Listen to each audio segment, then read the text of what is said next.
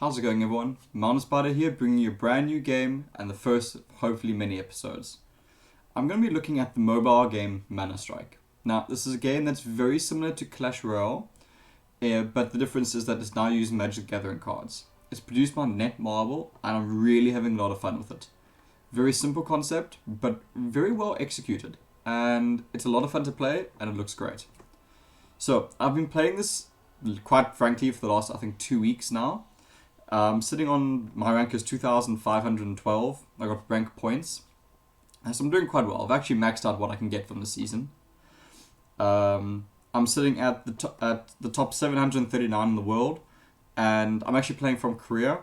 And in Korea, I'm in the top 78.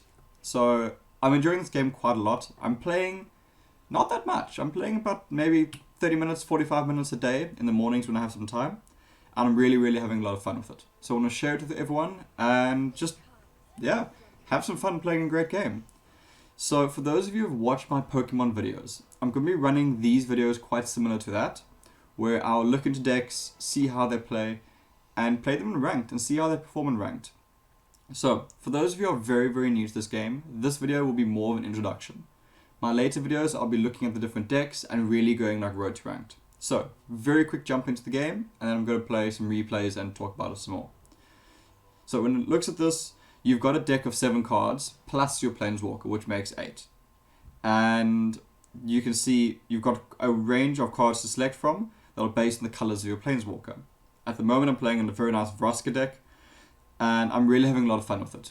One point to disclose though is that I didn't actually make this deck myself. I did jump onto the leaderboards and see which Vraska deck was working, and I tweaked the one I was using to be more similar to that.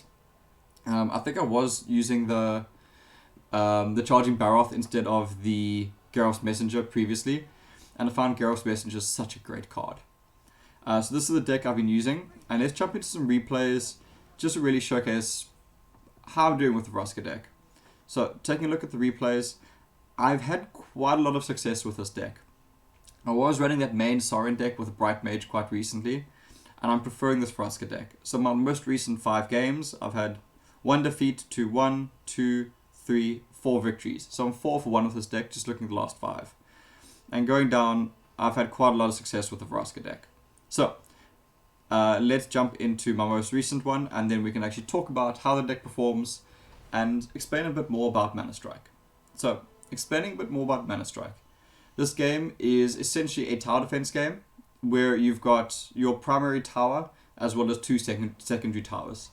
Your map is split into 2 pathways, a north and a south, and you then use your mana that you generate over the course of the game, which progresses at a steady rate, to buy your cards essentially. And you drop your cards down in either one of these 2 pathways, and they most of the time push out towards your opponents. The goal of the game is to defeat more guardians, which are the towers, than your opponent. Now, most of the games in your higher ranks, you won't actually defeat your opponent's primary tower. But a lot of the time, you will end up defeating at least one of their 2 secondary towers. And as you can see, this game now is in full swing. A core mechanic of this game, as with most games that have a mana or energy system, is to use less energy than your opponent. You want to be playing as efficiently as possible. For example, so your maximum energy, maximum mana in this game is 10. You can't have any more than that. So you want to try and limit the amount of time that you're sitting at 10 mana to as little as possible. Because the longer you're sitting at 10, the more mana you're losing.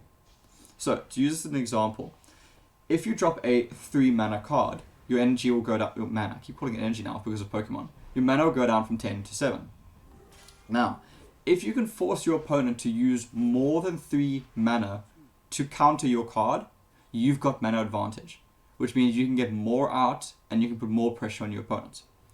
So one thing to remember with this game is to constantly stay ahead of your opponent in the mana game. Now, another point with this game is that because your deck only has 7 cards, it's very easy for you to count what cards you've used and what upcoming cards you have, as well as for your opponent. This is something that is highly recommended to actually do well in this game, is to know what your opponent is going to play. Now, with the current position that the meta is in with this current season, again, I've only played this first season, that's currently progressing at the moment, it's become slightly stale in the sense that a lot of the decks you run into are virtually copies of each other. So jumping to a game, there's maybe 2 variants of a deck, and it just comes down to which of the 2 variants that the opponent is using. And knowing what your opponent is running can really help you prevent their deck from functioning. So I think this was the deck I actually lost, the match, that I lost. I wasn't able to get ahead of the game quick enough, and I was reacting more than I was forcing my opponent to react to my actions. And I just wasn't able to get ahead of my opponent, which was quite unfortunate. What was this game I actually lost? I can't even remember this. I played a lot of these games. I think I had like 8 of these in a row yesterday morning when I was still half asleep. So I can't actually remember exactly which one it was. Oh, this is the one I actually won. As you can see there, I literally cleared the tower within the last few seconds. Oh no, I didn't. This is still progressing. Never mind, scratch that. Wrong replay. I had a game where I literally defeated my opponent's tower in I think the last 1 or 2 seconds. It really does come down to just chipping away at your opponent's tower and breaking it down. So I did make, I think, a rather bad play in that sense where I overcommitted to the top lane rather than switching down to the south tower. And it made my later pushes very difficult. So your primary tower does have more hit points than your secondary towers. So taking a secondary tower is generally easier than taking a primary tower, your primary guardian. So in this game there are called guardians. So I will try and switch over to those words just to stay within the game itself and to explain it better. Yeah, this was a game where I overcommitted. So this was a loss that I wanted to show you. This deck, obviously, you will lose to it, but it is very good, and I'm having a lot of fun playing with the Vraska deck. Let's jump into one of the games I actually did win with. What I like about the Vraska deck is that it can defend very, very well, and it does run the mana birds. I've forgotten the actual name of the card right now. I've played Magic the Gathering for years, and the word is just escaping me. I want to say Paradise. Birds of Paradise, that's it. It runs Birds of Paradise, which is a card that allows you to generate more and more mana, which again, it helps you stay ahead of the curve. Now, it's not a very good it's not a very good attacking card. It's a relatively good defense card because it loses HP over time, but it generates you mana over time. So the longer it stays alive, which I think the max is 16 seconds, it generates mana every 3 seconds. So the longer it stays alive, the more mana it gives you back. So ideally, you want it to stay alive for at least 9 seconds to get its mana back and start generating more mana. The nice thing is, within those 9 seconds, it's defending as well as generating you mana, which is great because it's doing 2 things. So, jumping into how this Vraska deck works. Vraska as a planeswalker, she's a range attacker, which is quite nice. I do prefer the range attackers. I was playing with Sauron for quite a while and I didn't quite like that as much. So Vraska is a ranged attacker, and she has a really great death ability that when she dies, she has a huge AoE stun, which can be very, very useful from a defensive point, especially with the current meta, which is a lot of chip damage. And her skill, it's kind of an awkward skill, but it really functions very well. And I didn't give enough credit when I first played Vraska. It allows you to move Vraska. She's invulnerable while moving, as well as for until she attacks when she pops up for a few seconds. As soon as she attacks, she breaks the invul. This allows her to actually move around the battlefield quite well. If she's in a pinch, you can move her forward, but if you really need that stun, you can actually move her forward, sacrifice her and get that stun off, and have your creeps then clear it. This deck does run the Skull Catapult, which is very, very useful in the current meta. Now, I ran this deck for a while without using Skull Catapult, and it didn't quite function as well. And this match isn't the best match to showcase Skull Catapult because it's not running against the Bright Mage, or it's not running against Ninja of Deep Hours or Gareth's Messengers. Now, those 3 cards are 3 of the most prominent cards you're going to come into that are going to irritate you in terms of tile push. What the Skull Catapult does is it essentially is a building card, which means it doesn't move across the river to the opponent's side of the battlefield. You can also only place it on your side of the river. Even if your planeswalker is on your opponent's side of the river, you cannot place your building there. and your building will never walk forward. It's stationary, which makes it great defensively. And because it's a building type card, your opponent's creatures that only attack towers, only attack buildings, will then redirect and move towards your Skull Catapult. Which means cards like Garrus Messenger and Ninja the Deep Hours, instead of hitting your Guardian, they'll then move and go for Skull Catapult, which preserves the life of your Guardian, which is exactly what you need to win the game. So when placing your Skull Catapult, as you saw I did there, to stop the Rider, it essentially draws the aggro away from your Guardian to another source, which is exactly what you need. Skull Catapult has a secondary effect, which makes it great, is that wherever the attack lands, it always summons skeletons. Now the only drawback with a Skull Catapult is it always attacks a target that's furthest away. Which isn't really a drawback, it can actually be really, really useful, but it's something to be aware of, that if there's multiple targets within range, it's going to attack the further one. So instead of defending itself, it would rather attack the further target. So be aware of that. And as you can see, the game, we have picked up the win and only got one spark by defeating one Guardian. So that's our second video. Let's jump into a third one, and let's spend a bit more time talking about what's actually happening in the video. So, I'm going up against the twins, which I really enjoy because you don't see them very often. I think that it's a very interesting concept that you can swap between the two of them. One ice, one fire. One defensive, one offensive. And that's quite fun. So, jumping into this video, right off the bat, my opening hand, I've got Gareth, and I've got the Paradise Birds. Birds of Paradise, sorry. Which I quite like as an opening hand. Because as you can see there, I dropped down Gareth's Messenger right on the front lines to get to the tower as quickly as possible. And I dropped a birds way at the back to generate as much mana as possible. Now, my opponent was actually running a bit of an interesting deck. One that I'm surprised they're running at such a high rank on the ladder. They're actually running the Phoenix Nest, which you don't see often because it's very easily countered. It's a very, very expensive card. It's 8 mana to drop that building. Granted, yes, it does summon the Phoenixes, which are incredibly powerful. But it's not great, because it's easily countered by the Ring of Death spell, which most black decks are running at the moment. It's a very, very good spell, because it's an AoE damage spell that does damage over time. And it lasts for a number of seconds, which means that it's especially good at countering Sorin, who at the moment is one of the top planeswalkers that you're coming to. Now, this deck does run the Spider, the 3-mana Spider, absolutely fantastic card. It's pretty tanky, so it's going to be able to take quite a few hits. It does hit ground types, ground movement type cards, but what's great is that it has a ranged attack against flying cards, which makes it a very good defensive card, especially against the Tesseract decks that are running the Sacrifice Demon. Because that is a card you're going to run into a lot. And it's a card that is going to cause you a lot of headaches. So any counters to that is very, very useful. As I said, my opponent's running a very different rogue deck, which I really do appreciate. If you're a follower of my channel, you know I do like rogue decks. That are a bit out there, very different and not surprising. So this deck runs a lot of 3 mana cost cards, which enables you to carry on the pushing. I think the average mana cost is about, it's either 2.9 or 3.1 with this deck, which is quite useful. Now, my opponent does have the Sphinx to the Final Word, which is a great, great blue flying defensive card.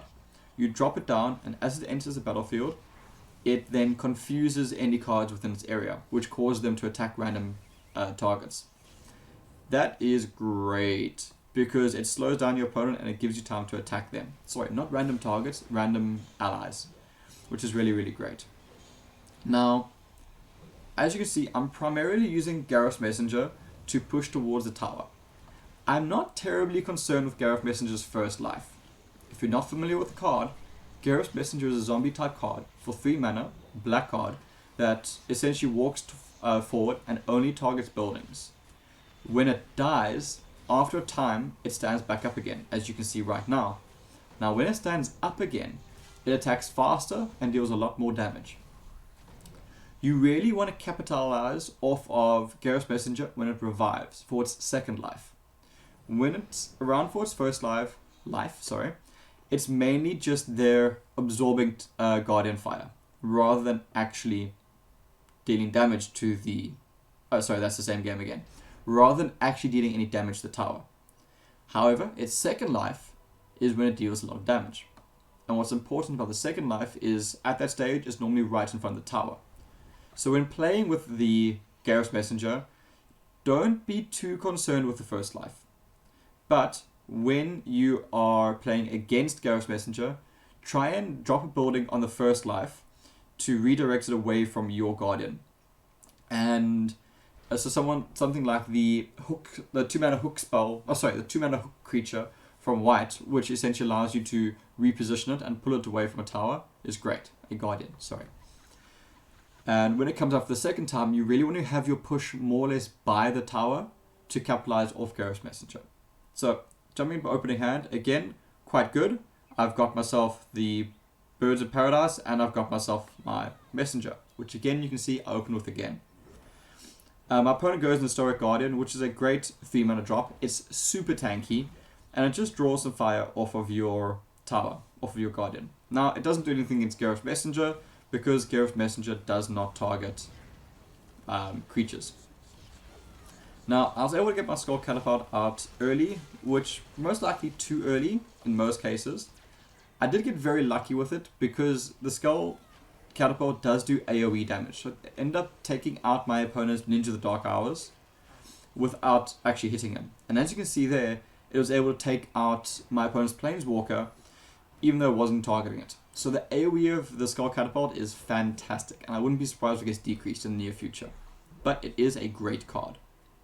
Now, one thing that if you're not familiar with the current season, at the higher ranks, expect to see, as you see there, a lot of Bright Mages, but also be expected to see a lot of chip damage.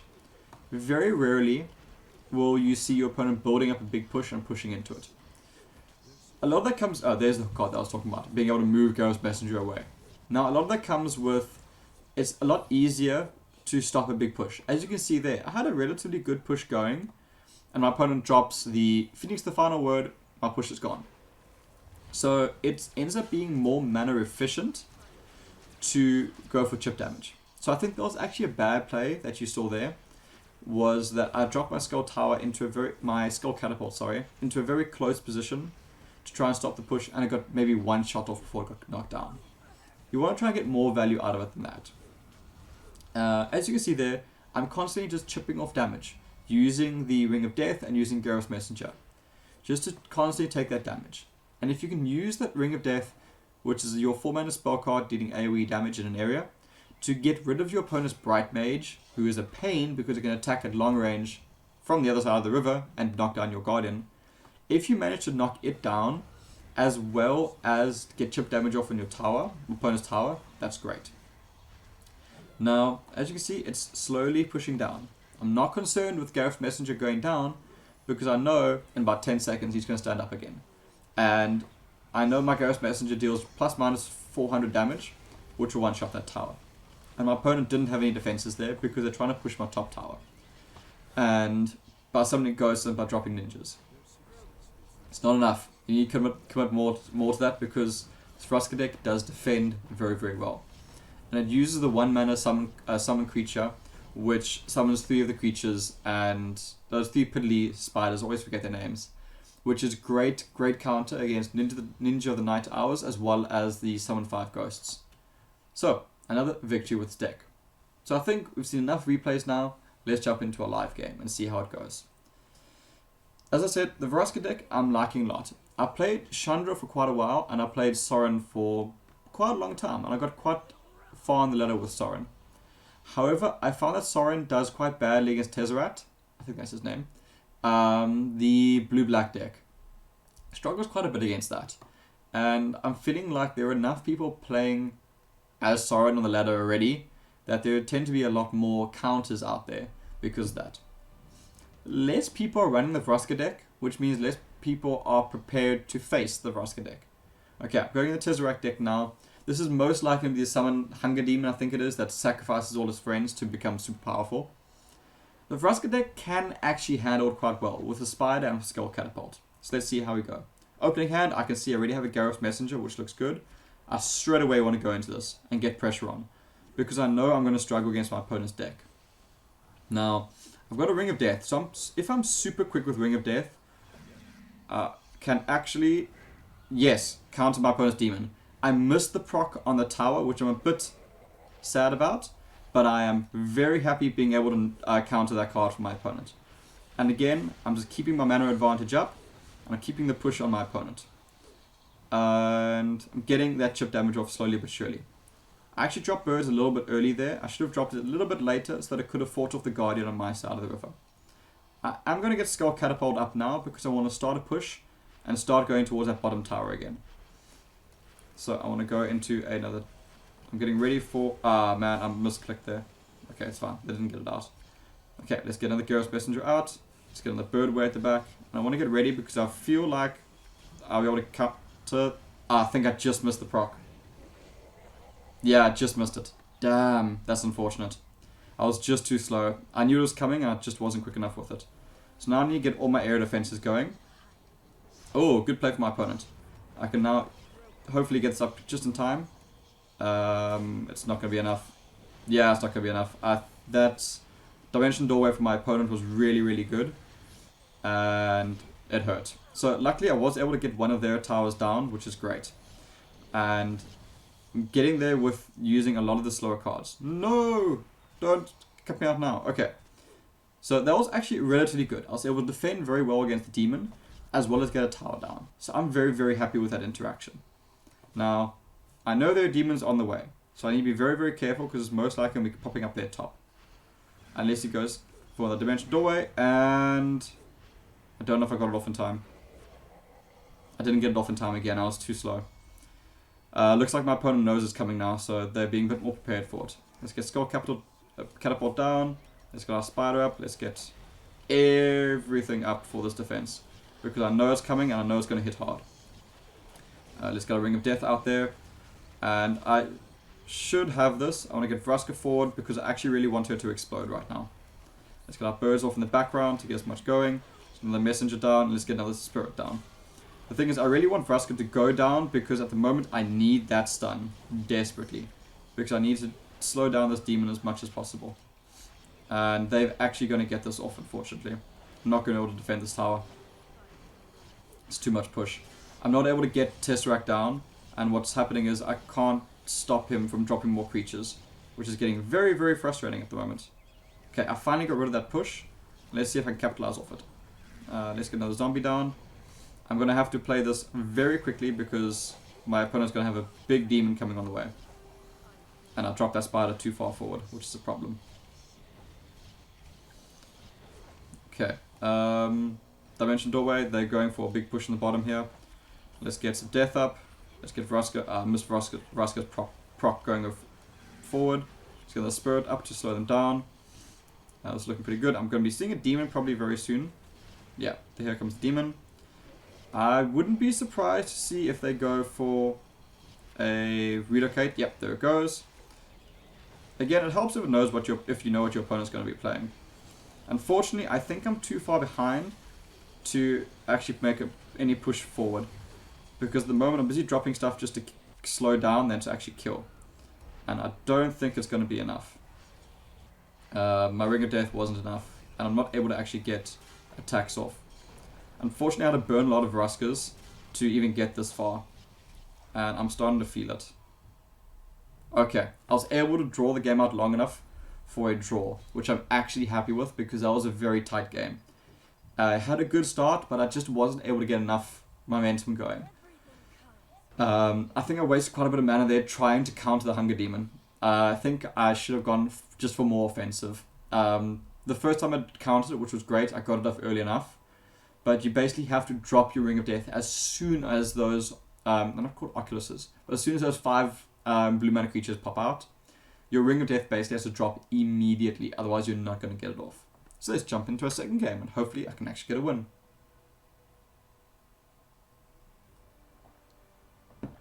I do apologize. I do know in the battle I'm speaking incredibly fast. A lot is happening. I'm trying to commentate on what's happening as well as focus on the game. A little bit difficult. But we're jumping into a Saurian deck, so let's see how it performs. This one should be a little bit slower. Saurian tends to do more chip damage than Big Push, which is what the Demon tends to do better at. Okay, so again we've got another Messenger followed by a Bird, which I'm quite happy with. let's see how my opponent responds to it. My opponent does run, okay, a similar deck. So let's get the little scouts down, just stop it and slow it down. They'll stop the zombie, and let's see what push happens here. Unfortunately, my zombie went down in a worse position. So I'm actually going to drop the spirit. Ah, man, that's unfortunate. Let's put a zombie down just to take some of the spirit damage. And then I can make a push going top. Let's get a bird down. And let's get a spider down. Let's see if we can actually turn this into a push. I want to try and get this momentum going, as I feel like that's what I wanted to do, was bait out the Sorin. I want to get Vraska out of there. I don't think I'm going to get it in time. Okay. That's okay. Let's get ourselves a Skull Catapult up. Of our own. Let's get a spider up. And let's get another push going. Because we can get another push going quite nicely. I think it's going to be just out of range. Yeah, it's just out of range. That's unfortunate. I'm really hating that card at the moment. It's incredibly frustrating to try and stop it. This deck does do relatively well, and I think I am playing too far from behind to actually stop this deck. I am not able to get anything off. Yeah, okay. I think this is probably going to be a loss. I played this quite badly, and I wasn't able to actually get ahead early enough. And my... Ah, man. That was a good play for my opponent. Nope, not going to be able to get out there. Okay. Let's see. I don't know how I'm going to come back from this. This is going to be quite difficult. As my opponent's going straight for my final Guardian. And I'm hoping their greed will make it slightly easier, but I don't know. I don't have enough life on that tower. But let's carry on pushing and let's see if we can do it. Yeah, my opponent's seen that they can get the win very easily. So let's carry on pushing, but I don't know if we're going to be able to do it. Okay, let's keep this going. I actually want to get Vraska forward to get that stun off before everything kills her. Try and keep Sorin within that ring of death for as long as possible. Yeah, that's game. That was a very bad defense for me on the top there. Yeah, it happens. There was some bad players on my side, so I do apologize for that. Actually went down to have my primary Guardian taken down, which is quite frustrating. Oh no, and a rank down. Down from 9 to 8. That's frustrating. Okay, need to get this next one. As you can see, I'm really loving this game. It's a lot of fun, and it's great to play. I will do more videos actually going into a deeper dive for all the decks.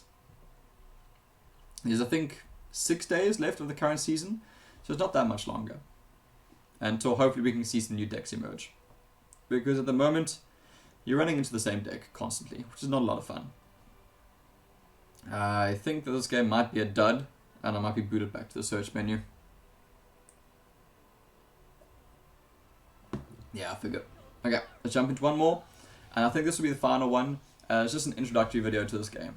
If you haven't picked this up and haven't downloaded it, it's great. And what makes it even better, it's free. So I did pick up the Magic Pass, so I'm getting a few more rewards out of it. But you don't have to spend a cent on this game, and you can still have a lot of fun.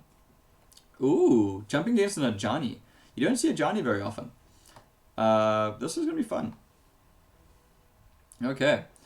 So I am playing up, which is always a good thing. So which means I get more rank points from it. But it does mean it's more difficult, supposedly. So, I don't have a Garrow from the first hand, which is a bit unfortunate. I was going to Birds of Paradise way at the back. I can see this is going to be a very frustrating push for my opponent. So let's get the Accursed Spirit down. Let's get ourselves a Spider down. Let's get ourselves a Catapult down. And let's get ourselves some Ring of Death going. So let's keep this going. Let's get the Spirit forward.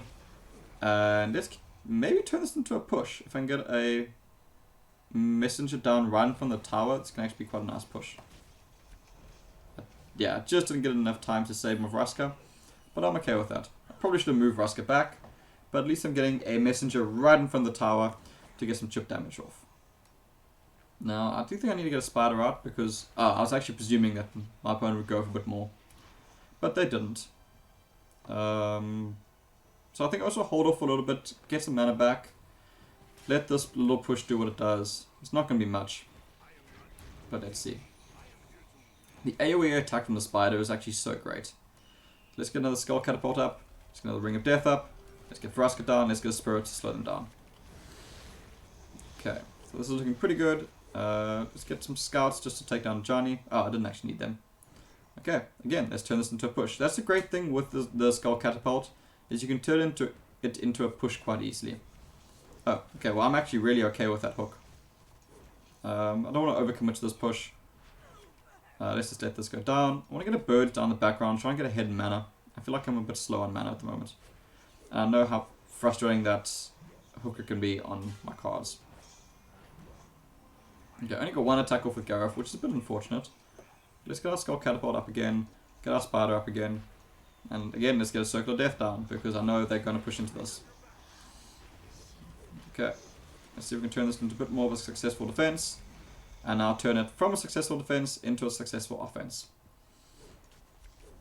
Okay, that was actually a very good hook from my opponent's side. I should have dropped the bird back further, that was actually a mistake. Try and get Vraska out of there, just try and preserve this a little bit longer. Just to buy myself some more time. And let's go into a Spider.